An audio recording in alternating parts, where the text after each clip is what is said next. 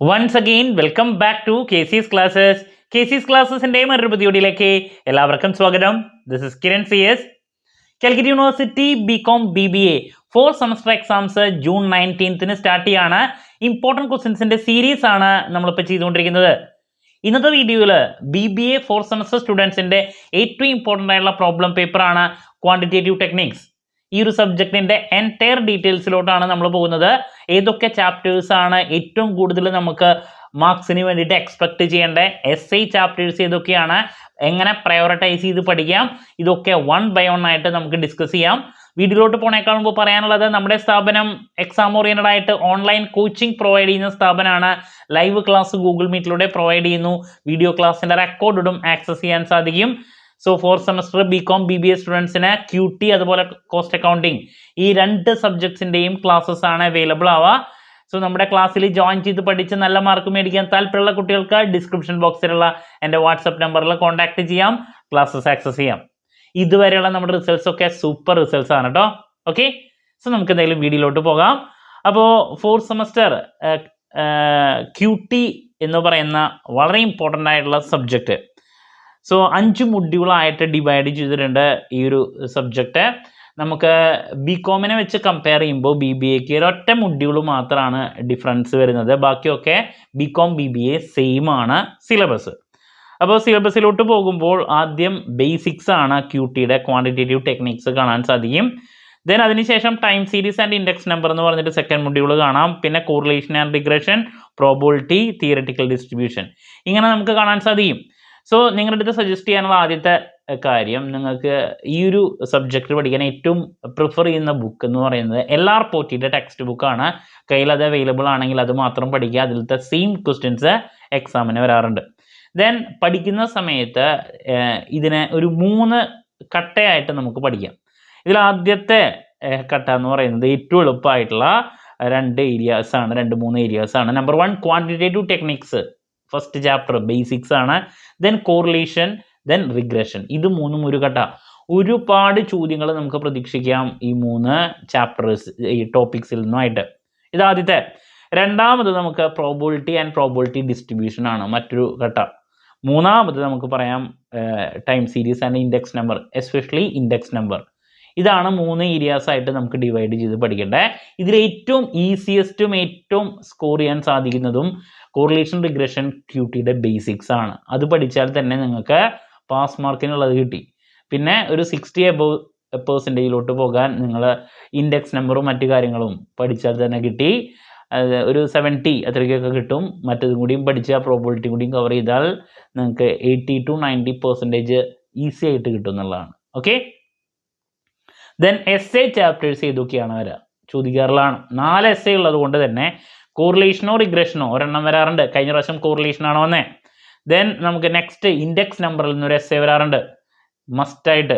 പിന്നെ പ്രോബബിലിറ്റി നിന്ന് കഴിഞ്ഞ പ്രാവശ്യം ഒരു SI ഇട്ടു, പ്രോബബിലിറ്റി ഡിസ്ട്രിബ്യൂഷനിൽ നിന്നും ഒരു SI ഇട്ടു. ഇങ്ങനെയാണ് 4 എണ്ണം വന്നത്.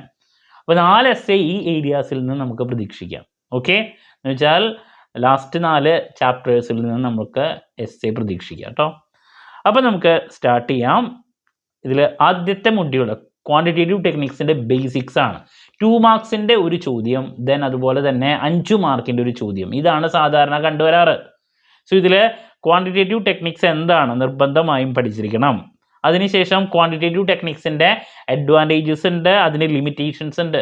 ഇത് 2 മാർക്കിൻ്റെ ചോദ്യമായിട്ട് മിക്ക പേപ്പറിലും വരാറുണ്ട്. 2 മാർക്സിൻ്റെ നിർബന്ധമായും പഠിച്ചു വയ്ക്കുക.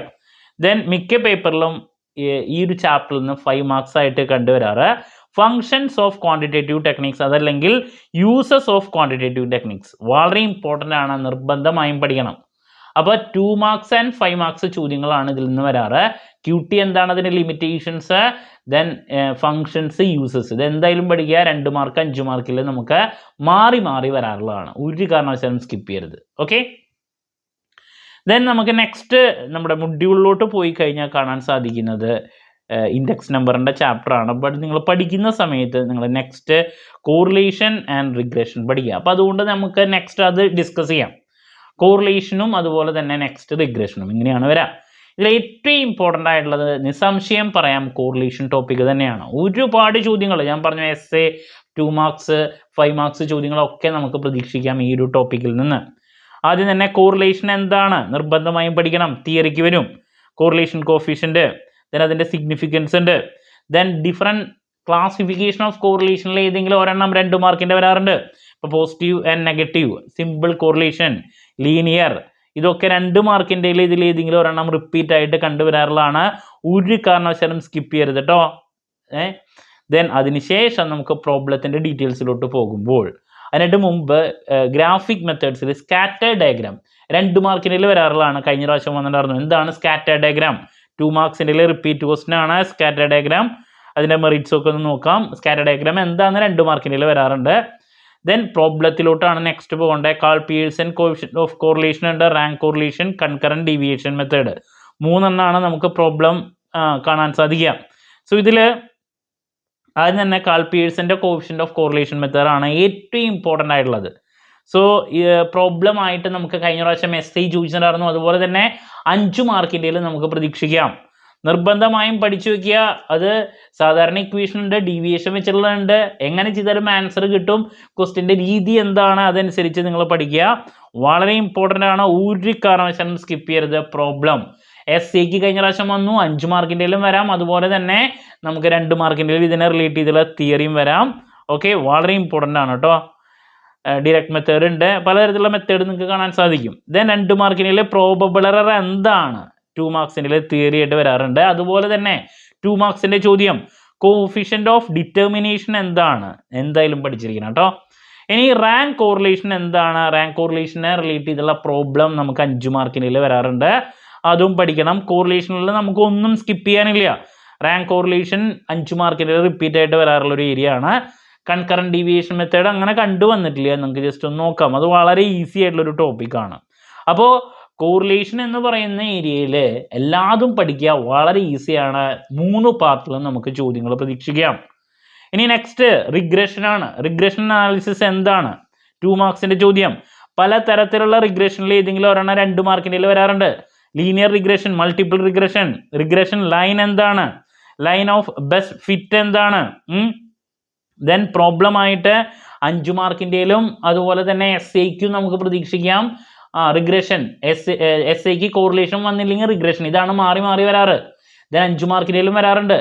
Y on X X on Y കാണാൻ വേണ്ടിയിട്ട്. അത് മാത്രമല്ല കോറിലേഷനും സ്റ്റാൻഡേർഡ് ഡീവിയേഷനും തന്നിട്ട് റിഗ്രഷൻ Y on X കാണാൻ വേണ്ടിയിട്ട് അങ്ങനത്തെ പ്രോബ്ലവും നമുക്ക് പ്രതീക്ഷിക്കാം. അപ്പോൾ റിഗ്രഷൻ്റെ എല്ലാ ടൈപ്പും നിങ്ങൾ നിർബന്ധമായും പഠിച്ചിരിക്കണം. എന്താണ് കോറിലേഷൻ ഇട്ടിട്ടില്ലെങ്കിൽ റിഗ്രഷൻ, ഇതിലേതെങ്കിലും ഒരെണ്ണമാണ് നമുക്ക് SAയ്ക്ക് ആണെങ്കിലും 5 മാർക്കിൻ്റെ ആണെങ്കിലും മാറി മാറി വരാറ്. ഞാൻ ഈ പറഞ്ഞ റിഗ്രഷൻ്റെ തിയറിയും പഠിക്കണം. ദെൻ 5 മാർക്കിൻ്റെ വരുന്ന മറ്റൊരു തിയറി ചോദ്യമാണ് കോറിലേഷനും റിഗ്രഷനും തമ്മിലുള്ള ഡിഫറൻസ്. ഓക്കെ, അപ്പോൾ ഇതാണ് നമുക്ക് നെക്സ്റ്റ് ഉള്ളത്. അപ്പോൾ QTയുടെ ബേസിക്സ്, ദെൻ കോറിലേഷൻ, റിഗ്രഷൻ, ഇത്ര പഠിച്ചാൽ തന്നെ നമുക്ക് ഒരു 45% 50% അടുത്ത് മാർക്ക് വരും. കാരണം SA ഒരെണ്ണം കിട്ടും. ദെൻ 2 മാർക്കിൻ്റെ ഒരു 4 എണ്ണം വരെ നമുക്ക് 4 or 5 ക്വസ്റ്റ്യൻസ് കിട്ടി. പിന്നെ നെക്സ്റ്റ് 5 മാർക്കിൻ്റെ പ്രോബ്ലം ആയിട്ട് നമുക്ക് എന്തായാലും 2 ടോപ്പിക്കിൽ നിന്ന് ഒരെണ്ണം പ്രതീക്ഷിക്കാം. അതുപോലെ തന്നെ ഫസ്റ്റ് ചാപ്റ്ററിലത്തെ തിയറിയും പ്രതീക്ഷിക്കാം, ഒരെണ്ണം QTയുടെ ബേസിക്സ്. അപ്പോൾ അങ്ങനെ നമുക്കൊരു 40% 45% മാർക്ക് കിട്ടുന്ന ഏരിയാസ് ആണ് നമ്മളിപ്പോൾ പറഞ്ഞത്. ഓക്കെ, അതിനുശേഷം നിങ്ങൾക്ക് ഇൻഡെക്സ് നമ്പറാണ് ഉള്ളത്. അപ്പോൾ ഇൻഡെക്സ് നമ്പറും ടൈം സീരീസും, ഇതിൽ നിന്ന് എന്തായാലും നമുക്കൊരു SI ടോപ്പിക്ക് പ്രതീക്ഷിക്കാം. എസ്പെഷ്യലി കൂടുതൽ പ്രതീക്ഷിക്കുന്നത് ഞാൻ ഇപ്രാവശ്യം ഇൻഡെക്സ് നമ്പറിൽ നിന്നാണ്. കാരണം കഴിഞ്ഞ പ്രാവശ്യം ടൈം സീരീസിൽ നിന്ന് വന്നിട്ടുണ്ടായിരുന്നു, അതിൽ നിന്ന് സാധാരണ വരാറില്ല, ഇൻഡെക്സ് ആണ് വരാറ്. അപ്പോൾ ഇൻഡെക്സ് നമ്പറിൽ നിന്നൊരു SI ആണ് ഇപ്രാവശ്യം ഞാൻ കൂടുതൽ പ്രതീക്ഷിക്കുന്നത്. ടൈം സീരീസ് ആൻഡ് ഇൻഡെക്സ് നമ്പറാണ് നമ്മുടെ ടോപ്പിക്ക്. സോ അതിലാദ്യം ടൈം സീരീസിൻ്റെ ഏരിയസിലോട്ട് പോവുകയാണെങ്കിൽ എന്താണ് ടൈം സീരീസ്? അതിൻ്റെ കോമ്പോണൻസ് ഉണ്ട്. Secular, trend, seasonal, cyclical, irregular. ഇതിൽ ഏതെങ്കിലും ഒരെണ്ണം 2 മാർക്കിൻ്റെ ചോദ്യമായിട്ട് വരാറുണ്ട്. സെക്യുലർ ട്രെൻഡ് കഴിഞ്ഞ പ്രാവശ്യം ചോദിച്ചിട്ടുണ്ടായിരുന്നതാണ്, നിർബന്ധമായും പഠിച്ചിരിക്കണം. ഓക്കെ, ദെൻ അതിൻ്റെ ഉള്ളിലുള്ള മെത്തേഡ്സ് ആണ് നമുക്ക് പ്രോബ്ലം ആയിട്ടുള്ള ആ 4 മെത്തേഡ്സും 2 മാർക്കിൻ്റെ തിയറി ആയിട്ട് ചോദിക്കാറുണ്ട്. എസ്പെഷ്യലി മെത്തേഡ് ഓഫ് ലീസ്റ്റ് സ്ക്വയറിനെ പറ്റിയിട്ട് 2 മാർക്കിൻ്റെ തിയറിക്ക് ചോദിക്കാറുണ്ട്. അപ്പോൾ സെക്യുലർ ട്രെൻഡ് 2 മാർക്സിന് വളരെ ഇമ്പോർട്ടൻ്റ് ആണ്. പിന്നെ പ്രോബ്ലത്തിൻ്റെ ഡീറ്റെയിൽസിലോട്ട് പോകുമ്പോൾ നമുക്ക് സെമി ആവറേജ്, അതുപോലെ തന്നെ മൂവിങ് ആവറേജ്, ഇതിൽ ഏതെങ്കിലും ഒരെണ്ണമൊക്കെയാണ് നമുക്ക് 5 മാർക്കിൻ്റെ പ്രോബ്ലം ആയിട്ട് വരാറ്. കഴിഞ്ഞ പ്രാവശ്യം മൂവിങ് ആവറേജ് ആണ് നമുക്ക് 5 മാർക്കിൻ്റെ പ്രോബ്ലത്തിൽ വന്നത്. അതുപോലെ തന്നെ മെത്തേഡ് ഓഫ് ലീസ്റ്റ് സ്ക്വയർ ഉണ്ട്, അതും നോക്കി വെക്കുക, പ്രോബ്ലത്തിൽ നമുക്ക് പ്രതീക്ഷിക്കാം. സോ കഴിഞ്ഞ പ്രാവശ്യം നമുക്ക് മൂവിങ് ആവറേജിൽ നിന്ന് 5 മാർക്കിൻ്റെ ഒരു പ്രോബ്ലം എസ്സേക്ക് ഇതിൽ നിന്ന് മെത്തേഡ് ഓഫ് ലീസ്റ്റ് സ്ക്വയറിനെ റിലേറ്റ് ചെയ്തുള്ള ഒരു പ്രോബ്ലം ആണ് വന്നിട്ടുണ്ടായിരുന്നത്. ഓക്കെ, സോ ഇതാണ് നമുക്ക് ടൈം സീരീസിനെ പറ്റി പറയാനുള്ള ഏതെങ്കിലും ഒരു തിയറി. ഞാൻ ആദ്യം പറഞ്ഞ സെക്യുലർ ട്രെൻഡോ ഒരു 3-4 തിയറി പറഞ്ഞില്ലേ, അതിൽ ഏതെങ്കിലും ഒരെണ്ണം നമുക്ക് 2 മാർക്കിൻ്റെ തിയറി ആയിട്ടും 5 മാർക്കിൻ്റെ പ്രോബ്ലം എന്ന് പറയുന്നത് മൂവിങ് ആവറേജോ സെമി ആവറേജ് അതിലേതെങ്കിലും ഒരെണ്ണം പ്രോബ്ലം ആയിട്ടും, പിന്നെ എസ്സേക്ക് കഴിഞ്ഞ പ്രാവശ്യം ചോദിച്ചുകൊണ്ട് ഞാൻ ഇപ്രാവശ്യം ഇൻഡെക്സ് നമ്പറാണ് കൂടുതൽ പ്രതീക്ഷിക്കുന്നത്. കഴിഞ്ഞ പ്രാവശ്യം മെത്തേഡ് ഓഫ് ലീസ്റ്റ് സ്ക്വയറിൻ്റെ പ്രോബ്ലമാണ് എസ്സേക്ക് അവരിട്ടിട്ടുണ്ടായിരുന്നത്. Okay, so that's about time series. Next index നമ്പറാണ്. ഞാൻ പറഞ്ഞു എസ്സേക്ക് ഏറ്റവും കൂടുതൽ നമുക്ക് പ്രതീക്ഷിക്കാൻ സാധിക്കുന്ന ഒരു ടോപ്പിക് ഇൻഡെക്സ് നമ്പർ തന്നെയാണ്. അതിൽ നമുക്കൊരു 4 ആൾക്കാരുടെ കോൺട്രിബ്യൂഷൻസ് ഉണ്ട്. അതാണ് എന്താണ് നമുക്ക് പ്രോബ്ലം ആയിട്ട് കൂടുതൽ പ്രതീക്ഷിക്കേണ്ടത് കേട്ടോ. സോ ഇൻഡെക്സ് നമ്പർ എന്താണ്, അതിൻ്റെ എന്താണ് യൂസസ്, മറ്റു കാര്യങ്ങളൊക്കെ നോക്കാം. ദെൻ അതിൽ സിമ്പിൾ അഗ്രിഗേറ്റ് മെത്തേഡ് ഉണ്ട്, വെയ്റ്റഡ് ഇൻഡെക്സ്. ആ വെയ്റ്റഡ് അഗ്രിഗേറ്റ് മെത്തേഡാണ് ഇതിൽ ഏറ്റവും ഇമ്പോർട്ടൻ്റ് ആയിട്ടുള്ളത്. അതിൽ ലാസ്റ്റ് പേഴ്സിൻ്റെ പാഷെ, ബൗലി, ഫിഷർ, കെല്ലി ഇതൊക്കെ കൂടിയിട്ടുള്ള ഒരു പ്രോബ്ലമാണ് കൂടുതൽ നമ്മൾ എസ്സേക്ക് പ്രതീക്ഷിക്കുന്നത്. ഓക്കെ, ഇൻഡെക്സ് നമ്പറിൽ ആ ഫുൾ മാർക്ക് കിട്ടാൻ വേണ്ടിയിട്ട് നമ്മൾ ആ ഇക്വേഷൻ പഠിച്ചു കഴിഞ്ഞാൽ നമുക്ക് ഫുൾ മാർക്ക് കിട്ടും. ദെൻ 5 മാർക്കിൻ്റെ നമുക്കൊരു പ്രോബ്ലവും നമുക്ക് ഇതിൽ നിന്ന് പ്രതീക്ഷിക്കാം കേട്ടോ. അതിൻ്റെ ഈ ആൾക്കാരുടെ എമിനൻ്റ് ആൾക്കാരുടെ കോൺട്രിബ്യൂഷൻസ് അല്ലാണ്ട് താഴെ കൺസ്യൂമർ പ്രൈസ് ഇൻഡെക്സ് എന്ന് പറഞ്ഞിട്ട് കാണാൻ സാധിക്കും. അതിനെ റിലേറ്റ് ചെയ്തുള്ള ഒരു പ്രോബ്ലം നമുക്ക് പ്രതീക്ഷിക്കാം. ഇപ്പോൾ കഴിഞ്ഞ പ്രാവശ്യം അതാണ് ഒരെണ്ണം 5 മാർക്കിൻ്റെ ചോദിച്ചിട്ടുണ്ടായിരുന്നത്. ഇപ്പോൾ കോസ്റ്റ് ഓഫ് ലിവിങ് ഇൻഡെക്സ് കാണാൻ വേണ്ടിയിട്ടുള്ളൊരു പ്രോബ്ലം കഴിഞ്ഞ പ്രാവശ്യം 5 മാർക്കിൻ്റെ ചോദിച്ചിട്ടുണ്ടായിരുന്നു. അപ്പോൾ അത് നമുക്ക് പ്രതീക്ഷിക്കാം. Okay, food, rent, clothes, fuel ഇതൊക്കെ തന്നിട്ട് നമുക്ക് കോസ്റ്റ് ഓഫ് ലിവിങ് ഇൻഡെക്സ് കാണാൻ വേണ്ടിയിട്ടുള്ളൊരു പ്രോബ്ലം 5 മാർക്കിൻ്റെയിലും, ദെൻ എസ്സേക്ക് നമുക്ക് വെയ്റ്റഡ് അഗ്രിഗേറ്റ് മെത്തേഡിൽ ലാസ്റ്റ് പേഴ്സ്, കെല്ലി, ഫിഷർ ഇവരുടെ എല്ലാവരുടെയും കൂടിയുള്ള ഒരു പ്രോബ്ലം പ്രതീക്ഷിക്കാം. പിന്നെ ഞാൻ പറഞ്ഞു ഇൻഡെക്സ് നമ്പറിനെ റിലേറ്റ് ചെയ്തുള്ള ഏതെങ്കിലും 1-2 തിയറി ചോദ്യങ്ങളും നമുക്ക് എക്സ്പെക്ട് ചെയ്യാം. ഓക്കെ, സോ ഇതാണ് നമുക്ക് ഈ ഒരു ചാപ്റ്ററിൽ കവർ ചെയ്യാനുള്ള പ്രോബ്ലം. 5 മാർക്കിൻ്റെ ഒരെണ്ണം കോസ്റ്റ് ഓഫ് ലിവിങ് ഇൻഡെക്സ് ആണ് കഴിഞ്ഞ പ്രാവശ്യം ചോദിച്ചത്. പിന്നെ നമുക്ക് ആ 3-4 ആൾക്കാരുടെ കോൺട്രിബ്യൂഷൻസ് എസ്സേക്കും പ്രതീക്ഷിക്കാം കേട്ടോ. സോ ദാറ്റ്സ് അബൌട്ട് ഇൻഡെക്സ് നമ്പറും ടൈം സീരീസും. ഇൻഡെക്സ് നമ്പറും ടൈം സീരീസിൽ നിന്നും നമുക്ക് ഏതെങ്കിലും ഒരെണ്ണം എസ്സേക്കും 5 മാർക്കിൻ്റെ ഓരോന്നിൽ നിന്നും ഓരോ ചോദ്യങ്ങളും നമുക്ക് പ്രതീക്ഷിക്കാം. പ്രോബ്ലം ഇപ്പോൾ 2 പ്രതീക്ഷിക്കാം. 2 മാർക്സിൻ്റെ രണ്ടും കൂടിയിട്ട് മിനിമം ഓരോ ചോദ്യങ്ങൾ 2-3 ചോദ്യങ്ങൾ അപ്പോൾ ടോട്ടലും നമുക്ക് എക്സ്പെക്ട് ചെയ്യാം. Okay, so that's about time series and index number. ഇനി നമുക്ക് പ്രോബബിലിറ്റിയുടെ ഡീറ്റെയിൽസിലോട്ടാണ് പോകേണ്ടത്. സോ നിങ്ങളിത് പറയാനുള്ളത് പ്രോബബിലിറ്റി ഏറ്റവും അവസാനം പഠിച്ചാൽ മതി. കാരണം അതും ഡിസ്ട്രിബ്യൂഷൻ പഠിച്ച് കഴിഞ്ഞിട്ട് ഞാൻ പ്രോബബിലിറ്റിയുടെ ബേസിക്സ് നോക്കാനും പറയാറുള്ളൂ. ഒരുപാട് സമയം നമുക്ക് പഠിച്ച് അവസാനിപ്പിക്കാൻ വേണം. ബട്ട് അതിൽ നിന്ന് വരുന്ന ഏരിയ എന്ന് പറയുന്നത് വളരെ കുറവാണ്. നമുക്കിപ്പോൾ മറ്റ് ടോപ്പിക്സ് പഠിച്ചാൽ തന്നെ നമുക്ക് ഹൈ സ്കോറിലോട്ട് എത്താൻ സാധിക്കും. അപ്പോൾ അതുകൊണ്ട് തന്നെ പ്രോബബിലിറ്റിയുടെ ഏരിയ അവസാനം പഠിച്ചാൽ മതി. അപ്പോൾ ഇതിൽ പ്രോബബിലിറ്റി എന്താണ് 2 മാർക്സിൻ്റെ ചോദ്യം. ദെൻ ഒരുപാട് ടേമുകൾ നമുക്കിവിടെ കാണാൻ സാധിക്കും. അതിലേതെങ്കിലും 1-2 നമുക്ക് 2 മാർക്കിൻ്റെ റിപ്പീറ്റ് ആയിട്ട് വരുന്നതാണ്. അപ്പോൾ റാൻഡം എക്സ്പെരിമെൻറ്റ് എന്താണ്? റാൻഡം എക്സ്പെരിമെൻറ്റ് 2 മാർക്സ് ചോദ്യം. സാമ്പിൾ പോയിന്റ് 2 മാർക്സ് ചോദ്യം. സാമ്പിൾ സ്പേസ് എന്താണ്? ഇവൻ്റ് എന്താണ്? Impossible event, equally likely, mutually exclusive, exhaustive, dependent event. ഇതൊക്കെ 2 മാർക്കിൻ്റെ ചോദ്യങ്ങളാണ്, റിപ്പീറ്റ് ആണ് കേട്ടോ. പിന്നെ നമുക്ക് different school of thought of on probability ഉണ്ട്. അതിൽ ഏതെങ്കിലും തിയറിക്ക് എപ്പോഴും വരുന്നതാണ്. 5 മാർക്കിൻ്റെയിലും വരാറുണ്ട്, 2 മാർക്കിൻ്റെയിലും വരാറുണ്ട്. ഇപ്പോൾ ക്ലാസിക്കൽ അപ്രോച്ച് എന്താണ് എഴുതാൻ വേണ്ടിയിട്ട് വരും. റിലേറ്റീവ് എന്താണ് ഫ്രീക്വൻസി അപ്രോച്ച്, മോഡേൺ. ഏറ്റവും ഇമ്പോർട്ടൻ്റ് ആയിട്ടുള്ള 4-മത്തെയാണ് മോഡേൺ ഓർ ആക്സിമാറ്റിക് അപ്രോച്ച്. അത് തിയറിക്ക് നമുക്ക് വരാറുണ്ട് 2 മാർക്കായിട്ടും 5 മാർക്കായിട്ടും. അപ്പോൾ അതിൻ്റെ പ്രോബ്ലം പഠിക്കണം. പ്രോബ്ലം ഏതെങ്കിലും 5 മാർക്കിൻ്റെ വരാറുണ്ട്, അതുപോലെ തന്നെ തിയറിയും ചോദിക്കാറുണ്ട്. അപ്പോൾ ഏതെങ്കിലും ഒരു പ്രോബ്ലം നമുക്ക് പ്രോബബിലിറ്റീനെ റിലേറ്റ് ചെയ്തിട്ടുള്ളത് 5 മാർക്കിൻ്റെ പ്രതീക്ഷിക്കാം. അതുപോലെ തന്നെ ഈ 4 അപ്രോച്ചിൽ ഏതെങ്കിലും ഒരെണ്ണം നമുക്ക് തിയറി ആയിട്ടും പ്രതീക്ഷിക്കാം. ഓക്കെ, അതുപോലെ തന്നെ നമുക്ക് തിയറി ആയിട്ട് റിപ്പീറ്റ് ആയിട്ട് വരുന്നതാണ് ഏതെങ്കിലും ഒരു തിയറം. അത് അഡീഷനോ അതുപോലെ തന്നെ അഡീഷനോ എന്നല്ല വരാറ്, ബയാസ് തിയറാണ് മിക്ക പേപ്പറിലും വരാറ്. വളരെ ഇമ്പോർട്ടൻ്റ് ആണ് ബയാസ് തിയറം. എല്ലാ പേപ്പറിലും തിയറി ആയിട്ട് ഇടാറുണ്ട്. ഓക്കെ, നിർബന്ധമായും പഠിച്ചിരിക്കണം ബയാസ് തിയറം എന്താണ്. ദെൻ നമുക്ക് ഏതെങ്കിലും ഒരു പ്രോബിലിറ്റീനെ റിലേറ്റ് ചെയ്തിട്ടുള്ളത് 5 മാർക്കിൻ്റെ എക്സ്പെക്ട് ചെയ്യാം. ഇപ്പോൾ കണ്ടീഷണൽ പ്രോബിലിറ്റി ഉണ്ട്. ഈ പറഞ്ഞ ബയാസ് തിയറം നിർബന്ധമായും തിയറി പഠിക്കണം. പിന്നെ ഇൻവേഴ്സ് പ്രോബിലിറ്റി എന്താണ്, ആ ഒരു കൺസെപ്റ്റ് ബയാസ് തിയറത്തിനെ റിലേറ്റ് ചെയ്തിട്ടുള്ളതാണ്. അതും 2 മാർക്കിൻ്റെ നമുക്ക് പ്രതീക്ഷിക്കാം കേട്ടോ. ഇതൊക്കെ 2 മാർക്സ് റിപ്പീറ്റ് ചോദ്യങ്ങളാണ്. ഓക്കെ, ഇനി നമുക്ക് നെക്സ്റ്റ് പിന്നെ ഇതിൽ ഫോക്കസ് ചെയ്യേണ്ടത് ഡയഗ്രാംസിൻ്റെ ഒന്നും വരാറില്ല, ഡിസ്ട്രിബ്യൂഷൻ ആണ്. ഡിസ്ട്രിബ്യൂഷൻ 3 ഡിസ്ട്രിബ്യൂഷൻ നമുക്ക് ബൈനോമിയൽ ഉണ്ട്, പോയിസോൺ ഉണ്ട്, പിന്നെ നോർമൽ ഉണ്ട്. അതിൽ ബൈനോമിയലിനെ റിലേറ്റ് ചെയ്തുള്ള പ്രോബ്ലംസ് ആണ് റിപ്പീറ്റ് ആയിട്ട് കൂടുതൽ കണ്ടുവരാറ്. എസ്എക്ക് വരാം. ദെൻ 3 ഡിസ്ട്രിബ്യൂഷൻ്റെയും പ്രോപ്പർട്ടീസ് പഠിച്ചിരിക്കണം, അത് തിയറി ആയിട്ടും വരാം. ദെൻ 5 മാർക്കിൻ്റെയിലും വേണമെങ്കിൽ ഒരു പ്രോബ്ലം വരാം. ഏറ്റവും ഇമ്പോർട്ടൻ്റ് ആയിട്ടുള്ളത് ബൈനോമിയൽ തന്നെയാണ്. അപ്പോൾ തിയററ്റിക്കൽ ഡിസ്ട്രിബ്യൂഷൻ ഉണ്ട്, ആദ്യം പറയുന്നുണ്ട്, അതിനുശേഷം ബൈനോമിയൽ ഡിസ്ട്രിബ്യൂഷൻ ആണ്. എന്താണ് ബൈനോമിയൽ ഡിസ്ട്രിബ്യൂഷൻ, അതിൻ്റെ പ്രോപ്പർട്ടീസ് പഠിച്ചു വെക്കണം തിയറി ആയിട്ട്. ദെൻ പ്രോബ്ലം ആയിട്ട് നമുക്ക് ഒരെണ്ണം പ്രതീക്ഷിക്കാം. ബൈനോമിയൽ ഡിസ്ട്രിബ്യൂഷൻ്റെ ഫിറ്റിങ്ങും പഠിക്കുക, അതുപോലെ തന്നെ 5 മാർക്കിൻ്റെയിലും നമുക്ക് വേണമെങ്കിൽ ഒരു പ്രോബ്ലം പ്രതീക്ഷിക്കാം. ഫിറ്റിങ്ങും പഠിക്കുക, രണ്ടും പഠിക്കുക കേട്ടോ ബൈനോമിയൽ ഡിസ്ട്രിബ്യൂഷൻ്റെ. ഓക്കെ, അതുപോലെ തന്നെ പോയിസൺ ഡിസ്ട്രിബ്യൂഷൻ എന്താണ്, 5 മാർക്കിൻ്റെയിലും നമുക്ക് അതിൻ്റെ പ്രോബ്ലം പ്രതീക്ഷിക്കാം. അതിൻ്റെ പ്രോപ്പർട്ടീസ് പഠിക്കുക തിയറിക്ക് വേണ്ടിയിട്ട്. അതുപോലെ തന്നെ പ്രോബ്ലം നമുക്ക് എന്താണ് ഫിറ്റിംഗ് ഉണ്ട്, അത് നോക്കണം. നോർമൽ ഡിസ്ട്രിബ്യൂഷൻ 5 മാർക്കിൻ്റെയിലാണ് വരുന്നുണ്ടെങ്കിൽ വരാം. കൂടുതൽ ബൈനോമിയലോ പോയിസോണോ ആണ്, എസ്പെഷ്യലി ബൈനോമിയൽ. ദെൻ നോർമൽ ഡിസ്ട്രിബ്യൂഷൻ്റെയും പ്രോപ്പർട്ടീസ് പഠിക്കണം. അതുപോലെ തന്നെ അതിൻ്റെ പ്രോബ്ലം ഉണ്ട് 5 മാർക്കിൻ്റെ. അപ്പോൾ ഈ 3 ഡിസ്ട്രിബ്യൂഷനിൽ ഞാൻ പറഞ്ഞ പോലെ തന്നെ ഏറ്റവും നിങ്ങൾ ഫോക്കസ് ചെയ്യേണ്ടത് നിർബന്ധമായും ഈ പറയുന്ന ബൈനോമിയൽ ഡിസ്ട്രിബ്യൂഷൻ ആണ്.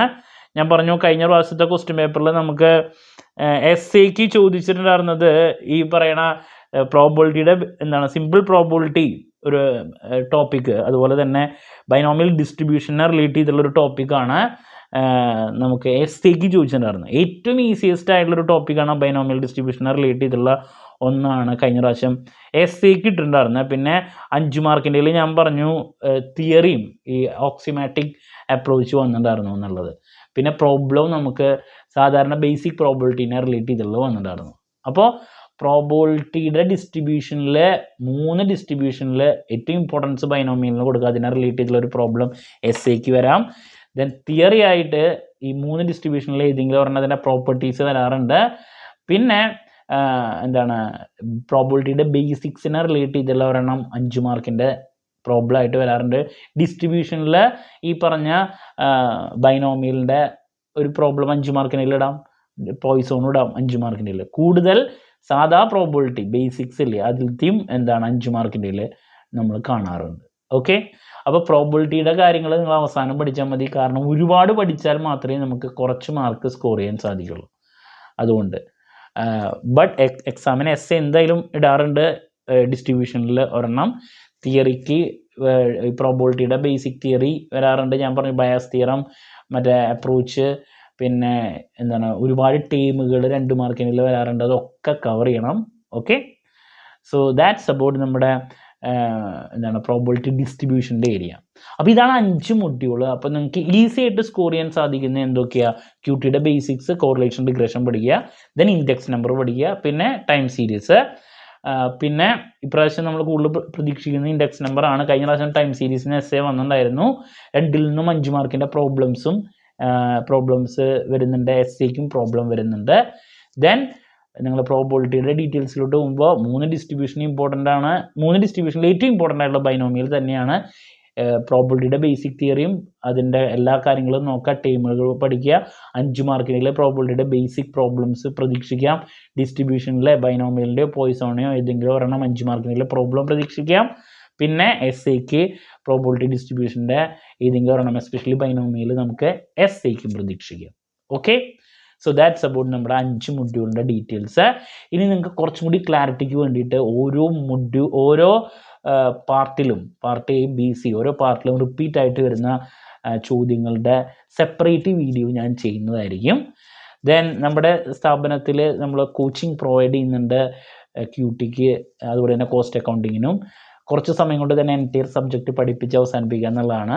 സോ നമ്മുടെ ക്ലാസ്സിൽ ജോയിൻ ചെയ്ത് പഠിച്ച് നല്ല മാർക്ക് മേടിക്കാൻ താല്പര്യമുള്ള കുട്ടികൾക്ക് ഡിസ്ക്രിപ്ഷൻ ബോക്സിലുള്ള എൻ്റെ വാട്സാപ്പ് നമ്പറിൽ കോൺടാക്റ്റ് ചെയ്യാം, ക്ലാസ്സസ് ആക്സസ് ചെയ്യാം.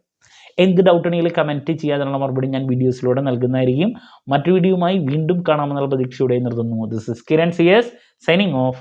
Have a nice day. Thank U.